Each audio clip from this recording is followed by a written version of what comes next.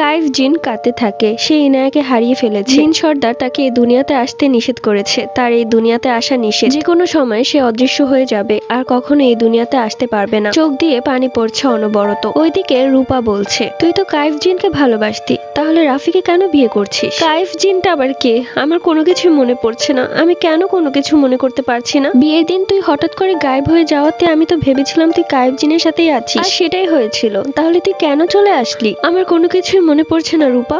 আমার খুব মাথা ব্যথা করছে। কিছুক্ষণ পরেই তোর বিয়ে হয়ে যাবে রাফির সাথে, এরকম একটা বয়স্ক লোকের সাথে। আমার মনে হচ্ছে কাইফ জিন তোকে অনেক ভালোবাসে। আমি কেন কোনো কিছু মনে করতে পারছি না? ওইদিকে রাফি এবং রাফির পরিবার চলে আসে। ইনায়ের বারবার একটা কথাই মনে পড়ছে। কাইফ তাকে বলেছে এই তাবিজটা খুলে ফেলো, তাহলে তোমার সবকিছু মনে পড়ে যাবে। কিন্তু ইনায়ের এটাও মনে হচ্ছে যে এই তাবিজটা খুললে যদি সেই জিনটা এসে ইনায়ের ক্ষতি করে। সবাই বসে আছে, কাজীও চলে এসেছে। কবুল বলার সময় ইনায়ের চোখ গেল আম গাছের সাথে দাঁড়িয়ে আছে কাইফ জিন। চোখে পানি টলমল করছে, বারবার ইশারা দিচ্ছে তাবিজটা খুলে ফেলার জন্য। কিন্তু ইনায়া যে কাইফ জিনের ব্যাপারে কোনো কিছুই মনে করতে পারছে না। ইনায়া ঠিক করলো তাবিজটা খুলে ফেলবে, দেখবে কি হয়। যখনই কবুল বলার সময় তখনই ইনায়া কবুল না বলে তাবিজটা খুলে ফেলে এবং সাথে সাথে কাইফ জিন ইনায়ার উপর ভর করে এবং ইনায়া চিৎকার করে বলে, আমি যদি কারো বউ হই তাহলে সেটা হব শুধুমাত্র কাইফের। আমি কাইফকেই ভালোবাসি আর কাউকেই না। আমি নিজ ইচ্ছায় ওর দুনিয়াতে চলে যাচ্ছি। আমাকে খোঁজার চেষ্টা করো না,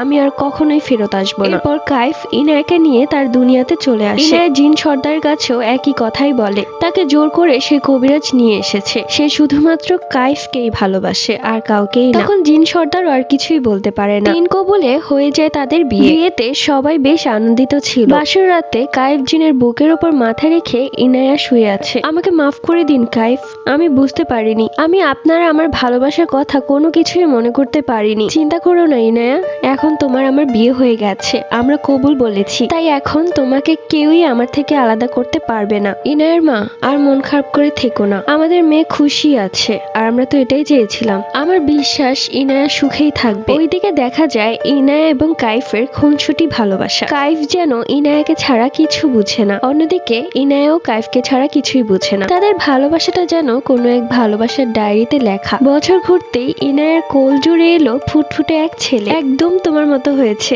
কি বলছেন? একদম আপনার মতো হয়েছে। আমার ছেলে তো আমার মতোই হবে, তাই না? ইনায়া, কাইফ এবং তাদের ছেলেকে নিয়েই একটা সুন্দর পরিবার। ইনায়া সবসময় এইভাবেই হাসি খুশি থাকে কাইফের সাথে এবং এই স্টোরিটি এখানেই শেষ। তো কে কে ইনায়া গল্পটা শুরু থেকে শেষ অবধি দেখেছো অবশ্যই কমেন্ট করে জানিয়ে দিও। তোমাদের কাছে জিন এবং মানুষের লাভ স্টোরিগুলো কেমন লাগে অবশ্যই কমেন্ট করে জানিয়ে দিও।